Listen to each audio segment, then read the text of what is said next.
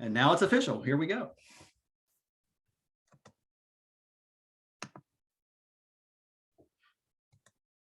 Here we go. I'm Chris Wiseman. I'm the Executive Director for Habitat for Humanity of Chester County. I bring more than 25 years of nonprofit experience to the role, including working for the Westchester Area Y and the YMCA and the Brandywine YMCA in Coatesville. A few years ago, I left the nonprofit world to work in a private school. As exciting as it was to deal with parking, security, and dining services, the holy trinity of private schools, I missed working in the community and serving a mission that I believed in. And after just a few years, I made the decision to seek out an organization that was affecting the community in an impactful way and follow my heart to serve others in need. When I learned about this position at Habitat, I was truly excited to be able to return to Chester County and be part of an organization that is changing the trajectory of families' lives. It was exactly where I wanted to be, and I was ready to be back in the community, and then the pandemic hit. My first interviews were in person and my last ones were virtual. And I actually just celebrated 1 year with Habitat last week. It was a year where most of us had to work primarily from home. And I don't think I could have imagined starting a new job during a pandemic and how that could have worked. But it has, mostly due to an incredible group of dedicated staff and volunteers. We've not only weathered the storm, but have served more families, built more homes, and positioned the organization to have a greater impact than ever before. Before we dive a little deeper into the current operations and the exciting changes coming to Habitat, let me take a step back and talk a little about why creating affordable home ownership is so important.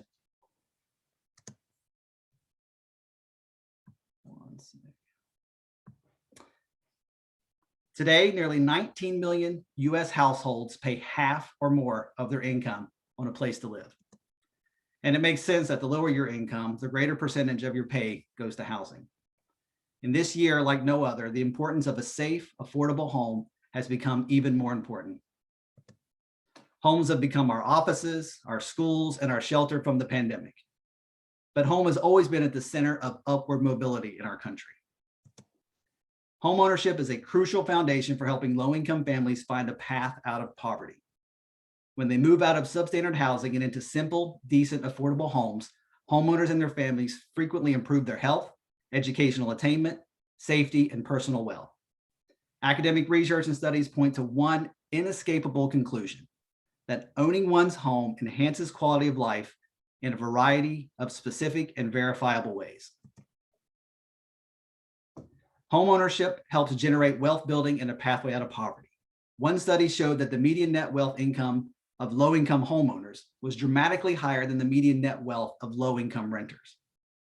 One survey of Habitat families showed that nearly half paid less housing costs than when they were renters. And as home equity increases, many homeowners decide that they have the financial resources to secure additional education for themselves or their children. By owning a home and building equity, generational changes occur.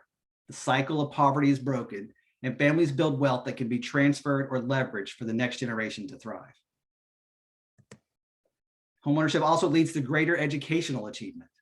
Studies have shown that children of homeowners are significantly more likely to stay in school until age 17 than children of renters, especially in low-income households.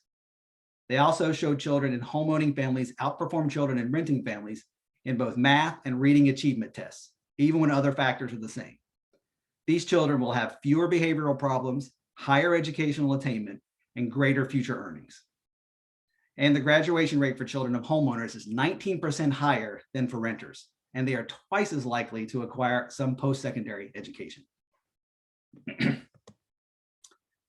homeownership also provides better safety and security. Several studies have shown that incidents of crime and risk of assault are far less likely in homes that are owned versus being rented. I also want to take a minute to talk a little bit about social determinants of health. Social determinants of health are conditions in the places where people live, learn, work, and play that affect a wide range of health, quality of life, risk, and long-term outcomes. In a study from Columbia University and the Robert Wood Johnson Foundation, housing as a social determinant of health has three main constructs: adequate housing conditions, affordability, and residential stability. Part of the process of becoming a Habitat family involves volunteers visiting the homes of applicants to witness their current conditions. Some of you on this call have probably participated in some of these home visits. More often than not, they find homes that have mold, pest infestations, peeling paint, and other conditions that are creating unhealthy environments that lead to respiratory issues, cognitive delays, and serious accidents and illnesses. You know, we often think of the problem of home ownership as an either or. You either have a home or you are homeless. However, many families are precariously housed due to a lack of affordability. This leads to the fear of eviction, overcrowding, and other conditions that create long-term mental health concerns. And housing instability leads to disruptions in work, school, daycare, and the important social networks that help families thrive. So, what is Habitat for Humanity doing to address housing needs in Chester County?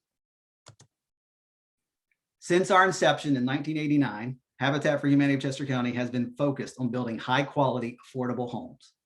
By the year 2000, 50 Habitat homes have been constructed, and 50 more would be added to the community by 2009. In 2010, we acquired the 46 lots of the Cambria Terrace community in Coatesville, and in 2019 began construction on the Fuller Meadows community in West Grove. These two projects will become the hallmark of community building for Habitat in Chester County. Cambria was built on the former home of the Oak Street public housing mega project built in the 1960s. Crime flourished in this housing project, gaining notoriety as an unsafe place to live. To address the ongoing issue, the Housing Authority of Chester County purchased the property using funds from the U.S. Department of Housing and Urban Development, HUD, and demolished the derelict structure in 2001. Habitat would later partner with the Chester County Department of Community Development and HUD's Neighborhood Stabilization Project to purchase the land and begin construction of the first homes. And now I'm really excited to announce that Habitat will begin construction on the final 3 homes of the Cambria community this fall. The culmination of years of hard work from dedicated volunteers and staff.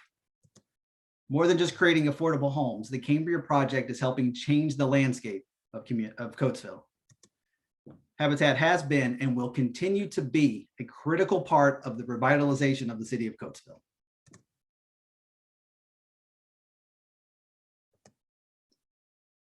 On the other side of the county in West Grove, Habitat entered into a partnership with the U.S. Department of Agriculture, USDA, to create a neighborhood of 40 homes.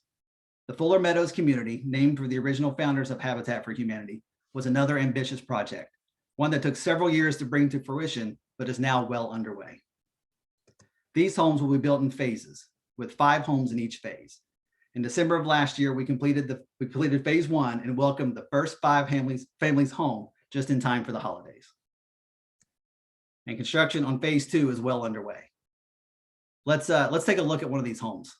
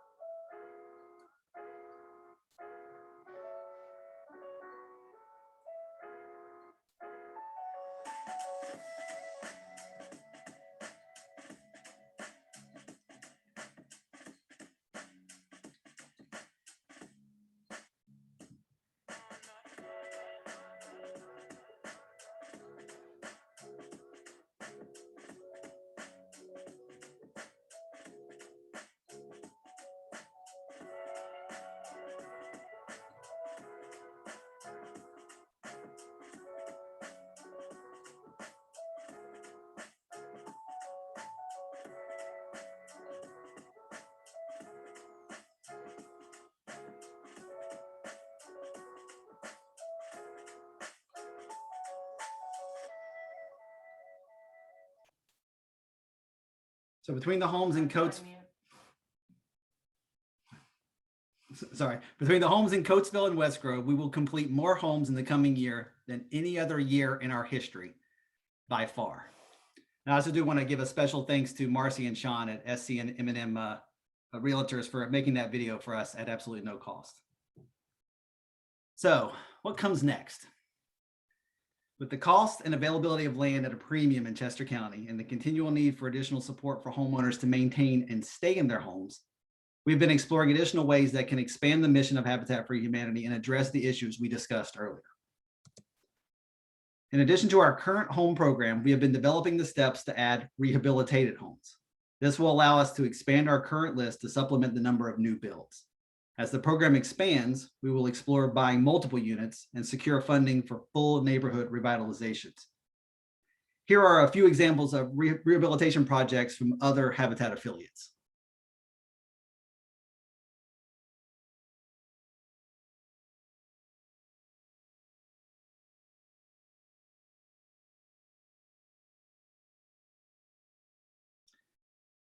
And finally, an example of a revitalized neighborhood block.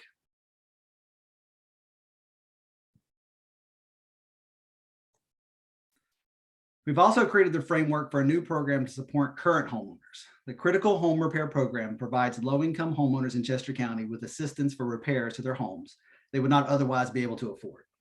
Habitat partners to help a qualified homeowner with home preservation, critical repairs, and/or weatherproofing to help them safely remain in their home.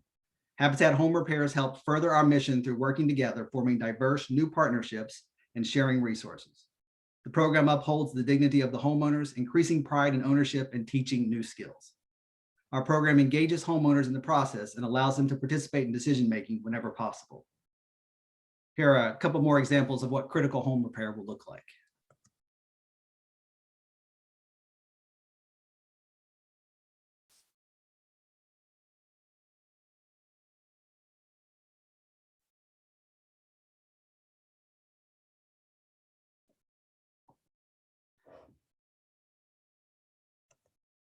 Before we wrap up and open it up for questions, I want to talk a little bit about the way we work with homeowners in the community to make new homes, rehabilitations, and critical home repair affordable. As most of you may know, Habitat homes are not free. We partner with volunteers to lessen the cost of construction, and these volunteers can come from all walks of life, some with skills from working in the trades, and others that just believe in the mission and want to make a difference. We also make the homes affordable by offering a 0% 30-year mortgage and structuring a second mortgage to lessen the overall cost of the home. And at the center of it all is the potential homeowner that has to complete 200 hours of sweat equity. This work on their home creates a partnership with the volunteers and a deeper respect for what they've achieved. It also helps teach them the basic skills needed to be a good homeowner and therefore a good neighbor. Habitat for Humanity's important work is funded by gifts from individuals, companies, and foundations. And it's also supported by the net sales of our Restore. The Restore is located in Callan Township, just outside of Coatesville, in the same shopping center as our offices. Our goal is to support the build of at least one home each year through the sales of the Restore. The board formed a committee to explore ways to expand the impact of the Restore donations and sales, but we'll have more to come on that at the next quarterly ED update this summer. I'd like to end with a short video, but first let me thank you all for joining me tonight and leaving you with this request that I hope you will all take forward. Please tell our story. Let the community know the important work we're doing to change the trajectory of families' lives. Let others know how important our work is to the overall economic development of Chester County. And finally, please continue to support the work of Habitat, whether financially or volunteering, donating to the Restore, or reaching out to those in need to let them know about our programs. Thank you. Habitat for Humanity is a nonprofit organization building decent, affordable housing in partnership with hardworking families in need. In Chester County, 1 in 7 households spends more than half of its income on housing, and these costs continue to rise. I thought it was possible to me to get a home before because my credit wasn't good, and me being a single mom, there was nothing out there that I was able to afford. The home I'm living in now, I have 3 children and they need to share the room. We're living at my mom's house and now we're getting a new home Each of my children are gonna have their own bedroom, we're gonna have space, and I'm gonna be able to afford it. Families work alongside other volunteers and our construction team to build their homes as well as their neighbors' homes. We call it sweat equity, and it helps build knowledge as well as foster feelings of pride and accomplishment in every homeowner. Habitat homes are not free, nor are they Section 8 housing. Through a rigorous screening process, we select applicants who are in need of homes but cannot afford a mortgage by conventional means. We provide a 0% 30-year mortgage, effectively removing the barrier to homeownership. Access to quality, affordable housing is the foundation that provides stability to families and the community. When I was growing up, I did not get a chance to see my mom purchase her first house until we were well into our teenage years. So for my kids to experience that from a very young age, it'll definitely impact them in a way that I did not have that impact. Before, I wasn't sure if I was able to get my own house and afford it, and so now I'm more confident on myself that I could do this. It takes a team to transform a community, and Habitat for Humanity is currently looking for corporate and independent donors who can help us continue our mission. Whether it's a one-time donation, a monthly gift, sponsoring an event or team build, or leaving a legacy for affordable homes for generations to come, every donation to Habitat for Humanity makes a massive impact, and every gift is a step towards building a strong foundation for a family in need. Habitat for Humanity relies on volunteers to help build our homes. If you are interested in serving the community, we invite you to join the future homeowners and our supervisory staff on the construction site. We even offer team build opportunities for corporate sponsors. Habitat brings people together to build houses, hope, and dignity. It was really amazing to work with everyone building our home. Everyone just came together with their time and their skills, and together we built a house. It changed our lives, and my kids are going to have a real chance of succeeding now that we're in a safe and affordable home. We're going to finally have a chance to rise up. To all of the volunteers, donors, and staff that has made it possible for our family to be homeowners through the Habitat program, we just want to say thank you. We would not be where we are at today if it wasn't for your hard work, your dollars, and just believing in the Habitat family mission.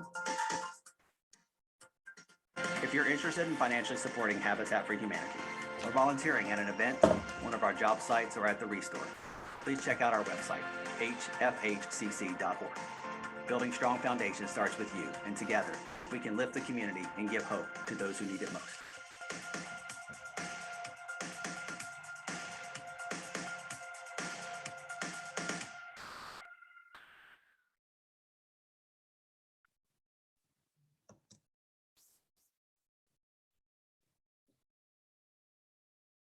All right, I'm going to stop sharing my screen and allow those that would like to turn on their videos. We'll go through and try to answer some of the questions. I want to bring into the conversation our board chair, Ted Zobian. Thank you for being here. And I know there's a lot of friends of Habitat on the call, including homeowners and volunteers and former board members. So again, welcome all of you who can probably answer some of the questions even better than I can, who have done this for a long time. But Ted, do you want to say a couple things and then we'll open up for questions? Yeah, hey, it's great to almost see everybody, but to see that a whole bunch of people have joined tonight. Thank you for taking some time out tonight to hear what we've been doing. I see a lot of familiar names, so it's heartwarming to see what great support we have in the community. We can't do it without the volunteers and the folks who have supported us for this long. It's amazing, this year, especially with the way prices of wood and other supplies have gone through the roof. It really has shown that, we build houses and we have to work very hard to make them affordable. It's through the volunteers, it's through fundraising, that we make these decent homes affordable. And so just wanted to say thank you to all of you for showing up. I mean, that's the great thing about this organization. There's so many people show up and make this happen. So thank you. Very good. And I've seen there are some questions in the chat box. We can start with some of those. And if anybody wants to add on towards the end, just being live and in person, feel free. The first one I saw was asking about handicapped accessible homes. And we have built a number of homes that have been accessible in different ways. We're actually working with one potential homeowner now who's partially blind, which would have some early modifications even on how we set up just where everything is laid out and what levels and making sure that it actually corresponds with him. So we have one general design for the way the homes look. But like any home, we can go in after the fact and find funding to be able to help make the home more accessible. When we start to look at critical home repair, that's actually going to be one of the key things we look at is, can we make a home sustainable to be able to stay in and make it accessible for those that may have changed over time. So, and it's open to all to answer some of those. Another question asked about, will we continue to look for new houses and new land for projects? Absolutely. The plan for rehabilitation is to be able to supplement the homes that we're building. So we know that there's a finite amount of land. We know that land costs are getting more expensive. We can mitigate having to buy new land by having some rehabilitated homes. And that way we think of it as kind of like, going in and being a flipper, but we don't have to make profit. So we actually are kind of strategically advantaged to be able to come in and find a home at a value that works for the homeowner and not have to pay that part for the land. So we think this will expand over time, but it will be incremental. We will turn up that dial slowly. That makes sense.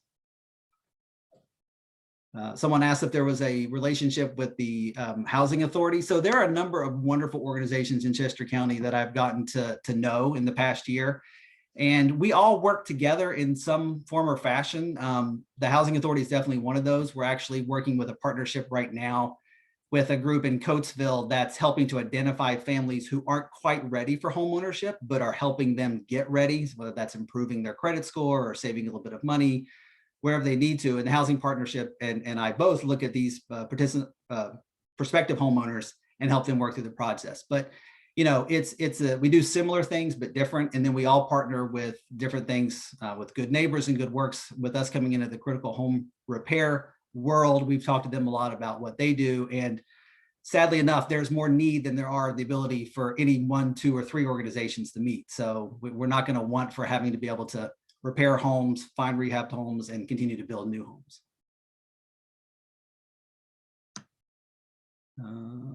Another question.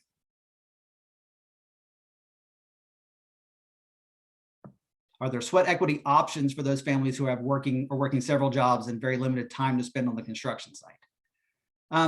So there are 2 parts that really make sweat equity important. It's a line we hold very clear that there has to be 200 hours per adult in the house.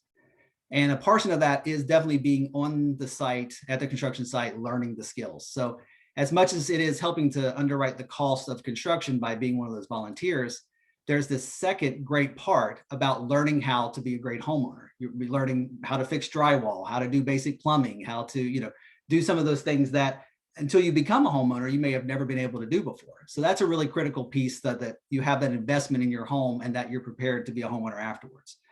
But yes, we do several other things with allowing them to volunteer in the restore, to write thank you cards for our donors, we actually offer a few hours for kids who get good grades. So we encourage that as well.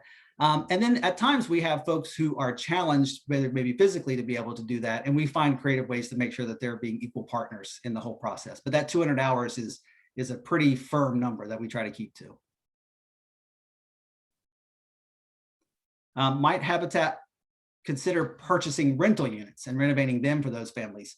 So there are affiliates that have done that. That's not something that we've looked at yet. I think the next step for us is really getting the critical home repair in place, trying to find 1 or 2 of those rehabilitated homes to start with.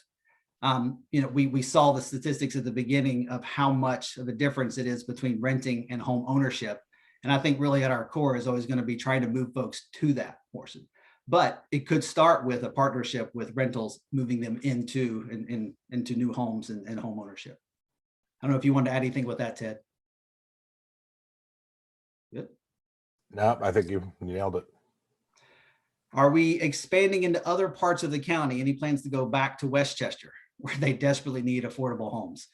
So I read an article just about last week or 2 weeks ago, where the market in Chester County as a whole has pretty much exploded. And I'm sure you guys have seen some of this, where homes had been on the market in 2019 for maybe 14 days, they're going in 2 days. And they're going for 20, 30% over the asking price at sometimes. So I'm hoping, and some folks in that world are thinking that we're in a little bit of a bubble and that will start to come down. As Ted mentioned, the construction prices too will hopefully start to mitigate and come down. I think we're going to have more opportunities for those single homes, those renovated homes in places like Westchester and a couple other places. But the overall part of the county is, yes, we are definitely looking to expand. We've been blessed to be able to have the Cambria project to focus on, the West Grove project to focus on.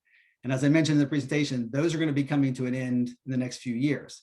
We are open to the possibility and are looking through the board for either that next bigger project where we can build those 30 to 40 homes all together, or continue to turn that dial up and get more revitalized homes, neighborhoods, and those pieces. But every part of the county is open. And I know we've built homes all over the county, Phoenixville, Pottstown, Westchester, Coatesville, all the way in the southern part of the county. So there's no one place that we're not looking. We are the habitat of Chester County. And it's really important that we, especially in places like Westchester and other places where affordability is so hard, it's hard to find homes. I often tell community leaders when I'm meeting with them, business owners, they're creating the employment. We're actually creating the employees. I mean, it's great that you have that really lovely shop in downtown Westchester, but do you have employees that you can afford to pay that aren't coming from way outside and have to have these other means even to come into the county? And so we continue to try to fight that as a whole to get those affordable houses back down to something that is reasonable for the average family. And we have to be careful, right? Because we're building houses, we're building affordable houses. We're, as I said, we're fundraising and volunteer work to bring the cost down so that it is affordable. But once the families are in the home, there's not much we can do about the cost of living. So we want to be mindful that we're not building these houses in places where it's going to be so hard for them to actually keep up with their regular expenses. So we got to be mindful of that when we look for locations. So yeah, so it'd be great to be able to do it in Westchester as long as the pricing makes sense, because we want to set our families up to succeed, and that's our goal. I will tell one quick story of the coming full cycle. So one of those homes that we had built in Westchester, the family member that was there, his family grown up and they had moved out, and he was ready to sell his home, and being Westchester and the equity that he had built has afforded him the ability to be able, and he did, he sold his home. Those mortgage were fulfilled. Some of that money came back to Habitat, and he was able to move into the community that he wanted to do, and has now set his family up for whatever they need in the future. So it's been wonderful to see that come full cycle. Would love to be able to come back into Westchester, some of those other places. So we will continue to look. Ted, I didn't see any other questions in the chat box. Were there any other live questions that anybody would like to make, or any comments?